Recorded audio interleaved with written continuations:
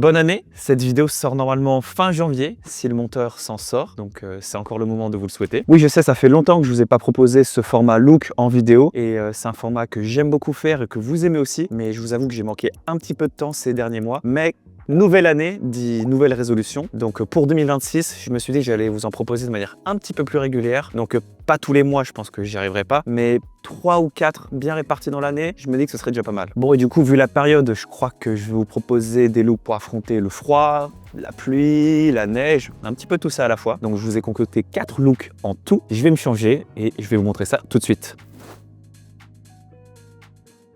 On commence tranquillement avec une association de 3 couleurs de base qui fonctionnent un petit peu à tous les coups. Bleu, vert, marron. Alors ça peut aussi être bleu, marron, vert, vert, bleu, bref.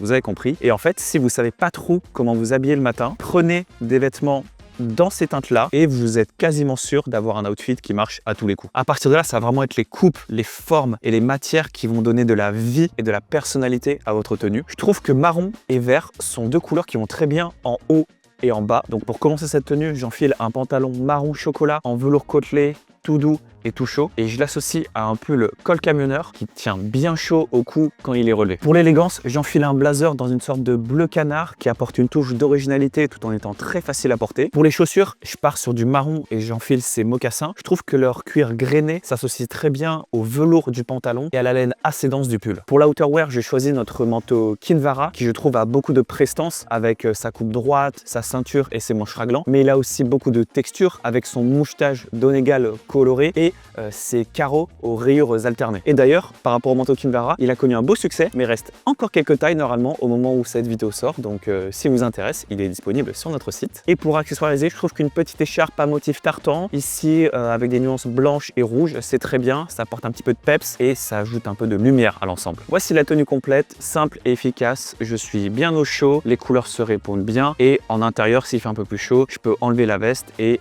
jouer avec le zip du pull pour être un peu plus au frais.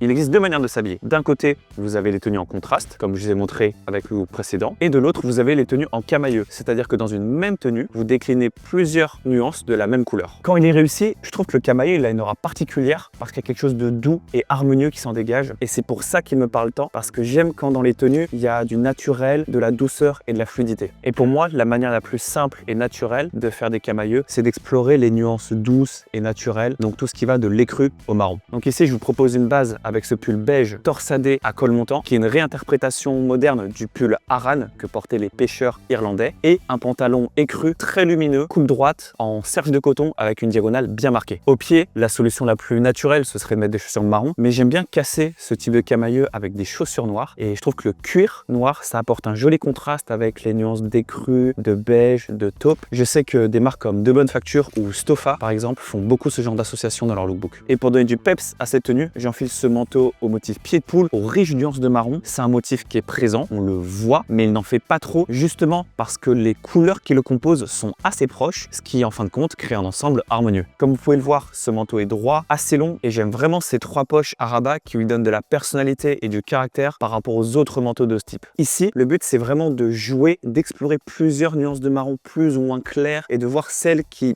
à l'œil s'harmonisent bien ensemble. Vous pouvez envisager d'autres nuances, par exemple du taupe, du noisette ou du marron chocolat par exemple. Et ce que vous pouvez envisager aussi, si vous aimez cette vidéo, c'est de laisser un like et de vous abonner si ce n'est pas déjà fait. Ah, tu l'as vu la transition Laurent, tu l'as vu? Je l'ai vu, c'est très fort. Look suivant.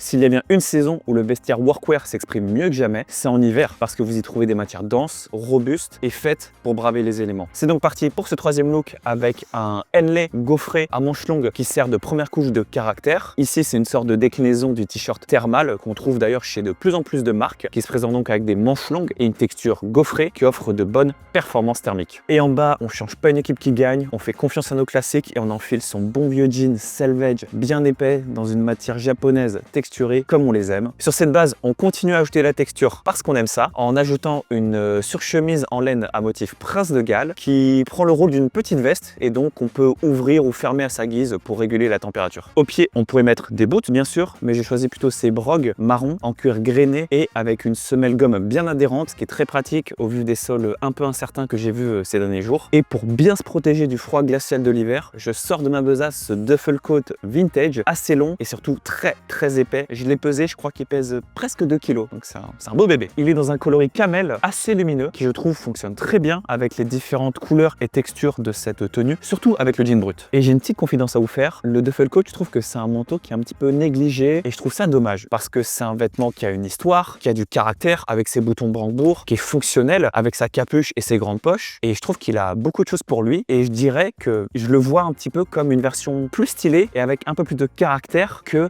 les classiques doudounes et parkas un petit peu lisses qu'on voit partout dans la rue. Et j'ai bon espoir que prochainement il retrouve une place de choix dans les collections de marque ou peut-être même dans votre vestiaire parce que je trouve que c'est une pièce qui est vraiment intemporelle autant dans sa forme que dans sa fonction. Et si on veut encore accessoiriser un peu la tenue, ajouter quelque chose en plus, je propose des petits gants marron en cuir de cerf et doublés en cachemire pour avoir les mains bien au chaud et un petit tote bag, voilà, dans laquelle on emporte ses petites affaires et on est pas mal comme ça.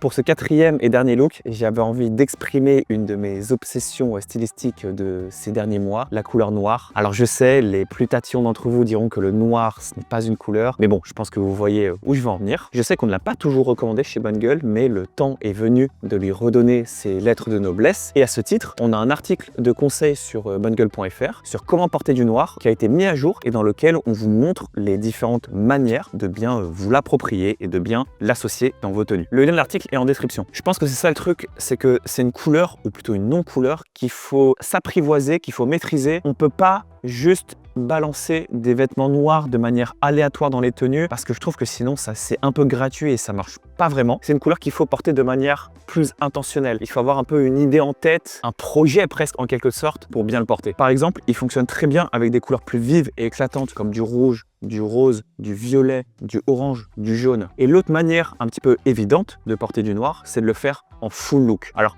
je ne vous ai pas préparé un look full noir John Wick, même si l'idée m'a traversé l'esprit. Ce que je vais faire plutôt, c'est vous proposer un look en nuances de noir et de gris. On commence donc avec un jean noir, un t-shirt gris et une chemise charbon. Je vous l'ai dit, il y a de la nuance. Ensuite, je possède une pièce qui va bien marcher avec ce que j'ai en tête. C'est ce gros cardigan en polaire aux nuances de noir, de gris et même un petit peu de blanc. Mais quand je l'utilise dans mes tenues, je le considère vraiment comme un cardigan noir. Pour les chaussures, pas de surprise, ce sera du noir. À la base, j'avais plutôt pensé à des derbies noirs, mais j'en ai pas. Donc du coup, je me suis rabattu sur les bons vieux mocassins noirs. Et pour le manteau, il pourrait être noir, mais j'ai plutôt privilégié gris, mais toujours avec de la texture bien sûr. C'est un manteau à chevrons et une des lignes est gris un peu plus clair et l'autre ligne est grise un peu plus foncée, presque noire. Et vous voyez dans cette tenue que plusieurs vêtements ont cette alternance de gris-noir, ce qui crée, je trouve, un ensemble finalement assez harmonieux. Et pour finir, j'ai ce bonnet torsadé noir dont j'aime beaucoup la forme. Je trouve pas que j'ai trop une tête à bonnet, mais quand je mets celui-ci sur ma tête, je me dis franchement, ça va. Ici, rien n'est plat, rien n'est gratuit, entre guillemets. Les vêtements sont associés de manière à se répondre entre eux au niveau des nuances, au niveau des textures. Et c'est ça qui donne le sel et l'intérêt de cette tenue. À l'écran, devant vos yeux ébahis, s'affichent les 4 tenues de cet épisode. Comme d'habitude, j'ai essayé de vous proposer des tenues variées avec différentes associations de couleurs et de textures. Dites-moi en commentaire quel est votre look préféré et quelle autre pièce vous voudriez que je porte dans un prochain épisode. N'hésitez pas aussi à rejoindre notre serveur Discord. Le lien est en description. On est bientôt 3000 membres dessus et on échange quotidiennement sur le style, sur les vêtements, sur les marques, sur l'actualité de Bonne Gueule aussi. Merci à vous d'être restés jusqu'à la fin de cette vidéo et sur ce,